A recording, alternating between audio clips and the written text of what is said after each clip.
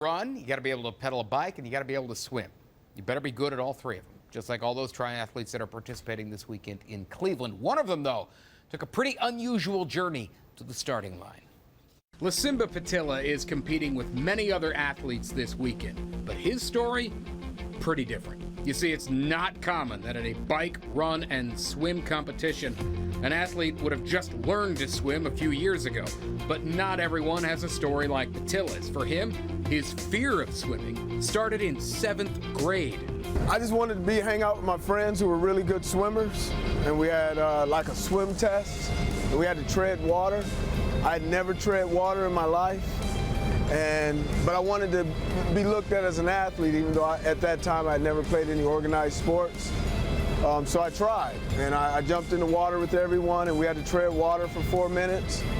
And instead of treading water like I know how to do now, I ran in place as fast as I could.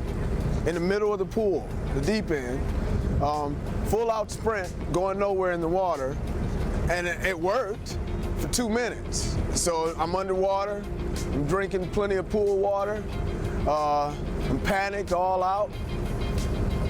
A couple of my friends got me to a pole. Patilla was able to survive with a little help from his friends, but the memory of that day never left.